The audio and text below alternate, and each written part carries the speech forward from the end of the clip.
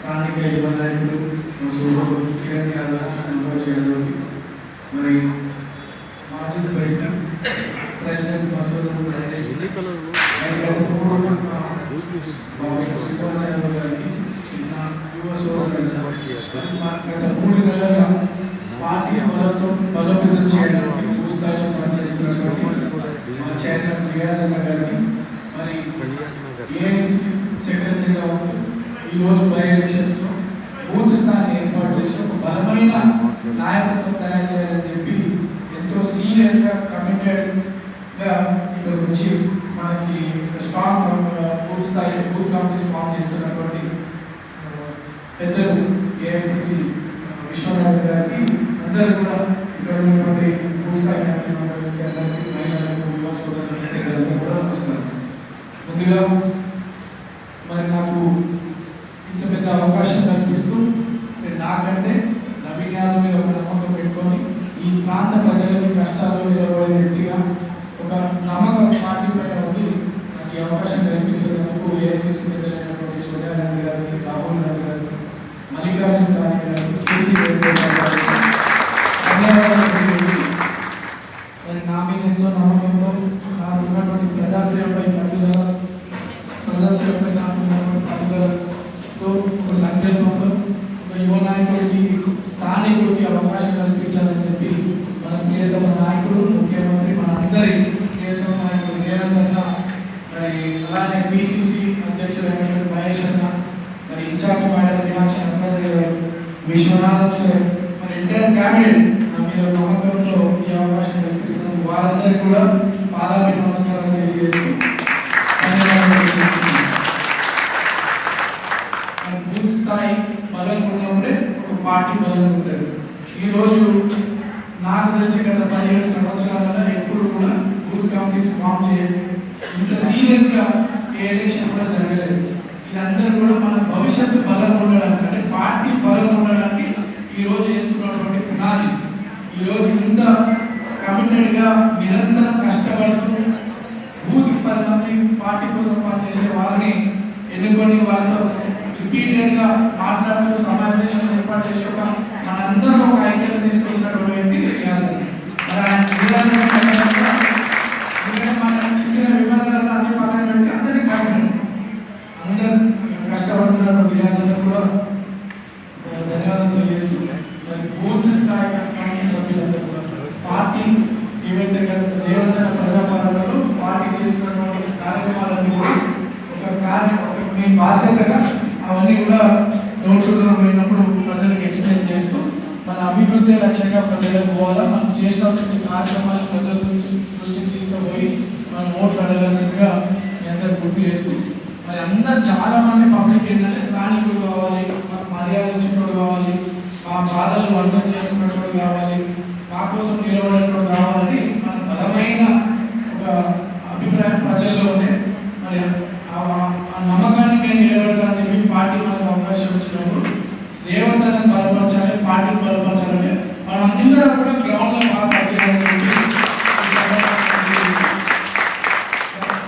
మనం చెప్పండి. గత 10 సంవత్సరాల నేను పొద్దున ఒక మీటింగ్ పోయిన కళ్యాణ కాలనీ అసోసియేషన్ వాళ్ళంతా చెప్పడం ఏంటంటే, అన్న మేమందరం కూడా గతంలో బీఆర్ఎస్ పార్టీకి పనిచేసినాం, సరే మా సమస్యని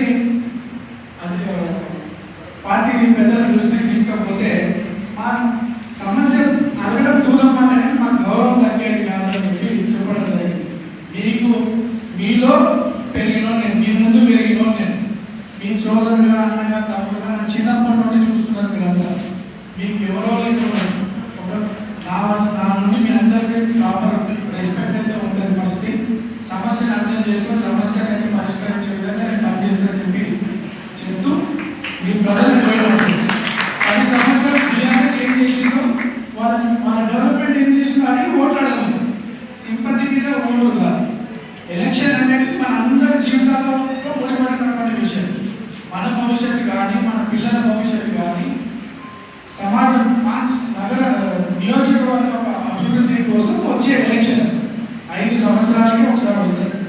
ఈరోజు 2 సంవత్సరాలు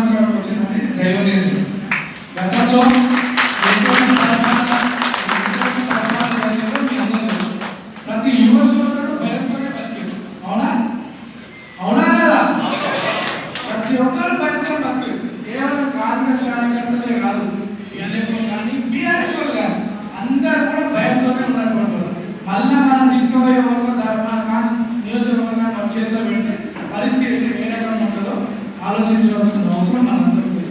మీలో ఒకరికి అవకాశం వచ్చింది, నేను ప్రమాణం చేసి చెప్తున్నాను, నాకు వేరే ఫీలింగ్స్ ఉండదు, అందరు మంచిగా ఉండాలని అనుకునేటోళ్ళు, అందరూ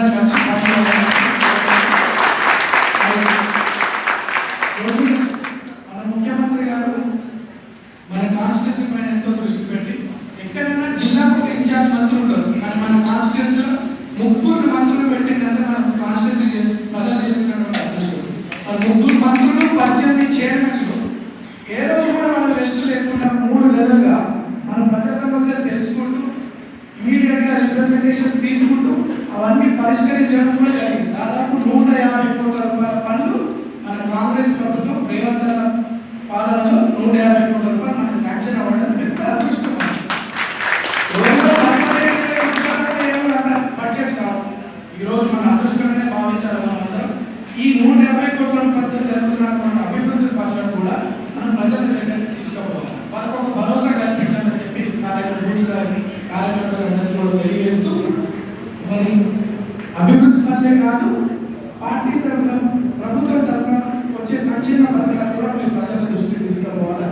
రేషన్ కార్డ్సే కావచ్చు, సన్నబియ్యమే కావచ్చు, మన రీసెంట్గా మరి 1 కోటి మంది మహిళలు కోటీశ్వరులు కావడం రేవంత్ రకాల కాంగ్రెస్ పార్టీ ఏదైతుందో అందులో భాగంగా మహిళలకు ఎంతో ఫైనాన్షియల్ సపోర్ట్ చేస్తూ ఫైనాన్షియల్ బర్డెన్ మహిళల పైన పడకుండా వడ్డీ లేని రుణాలు ఇవ్వడం కానీ, ఉచిత క్యాంటీన్స్ ఇవ్వడం, మహిళా శక్తి క్యాంటీన్స్ ఇవ్వడం కానీ, మైనారిటీలకు మొన్న రీసెంట్గా దాదాపు 4,000 మందికి వారి స్వయం ఉపాధి కోసము మైనారిటీ మహిళలందరూ కూడా కుట్టి మిషన్లు ఇవ్వడం కానీ, అనేక సంక్షేమ పథకాలు మహిళల అభివృద్ధి కోసం కూడా చేయడం మీరందరూ కూడా ప్రజల్లోకి తీసుకోవాలని చెప్పి మహిళలని మా ప్రజలందరూ కూడా రిక్వెస్ట్ చేస్తూ, బీఆర్ఎస్ పార్టీ నాకు 2018లో నాకు టికెట్ రాకుండా అడ్డుపడినటువంటి విషయం మీ అందరికీ తెలుసు.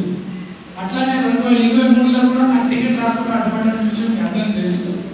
కానీ నవీన్ యాదవ్ బీమా రావాలనే బీఆర్ఎస్ పార్టీ ఫస్ట్ ఎజెండా ఉంటుంది. నవీన్ యాదవ్ బీమా రావాలంటే రిలాక్స్ ఉంటారు. ఈ రోజు కాంగ్రెస్ పార్టీ పెద్దలు ఎంతో నమ్మకంతో మనకి అవకాశం కల్పిస్తుంది. ఎప్పుడైతే నవీన్ యాదవ్ పేరు రాత్రి 10 గంటలకి ఏఐసీసీ లెటర్ వచ్చిందో ఆ రోజు నుండి బీఆర్ఎస్ తిరగలేదు. బీఆర్ఎస్ భారతీయ రాష్ట్ర సమితి కాక భయం రాష్ట్రీయ సమితిగా మారింది.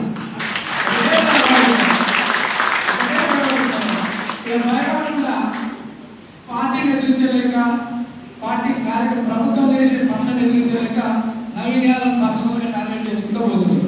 మనం అవన్నీ కూడా పట్టించుకోవద్దు. మన టార్గెట్ అంతా కూడా మన పనంతా కూడా కాంగ్రెస్ పార్టీని గెలిపించాలంటే అభివృద్ధి మన లక్ష్యంగా పెట్టుకోవాలి. సో ఇవన్నీ ఆరోపణలు అవన్నీ రకరకాలు చేస్తూ ఉంటారు, పట్టించుకోకుండా మనం గ్రౌండ్లో బూత్ స్థాయిలో మనం అందరం మీద పెద్దలతో యూనిటీగా కూర్చున్నాము. పెద్దలు ఇచ్చే ఆర్డర్స్ని ప్రతి ఒక్కరు కూడా డోర్ టు డోర్ పని చేసుకుంటా నిరంతరం మనం కష్టపడితే హైయెస్ట్ మెజారిటీతో మనం గెలుస్తామని కొత్తగా పెద్ద తల్లి సాక్ష్యానికి అర్థం సరే కంకణం కట్టినా కట్టకపోయినా కాంగ్రెస్ పార్టీని గెలిపించడానికి మనం అందరం కష్టపడాలి. రేవంత్ అన్న బలపరచాలని మనం అందరం కష్టపడాలి.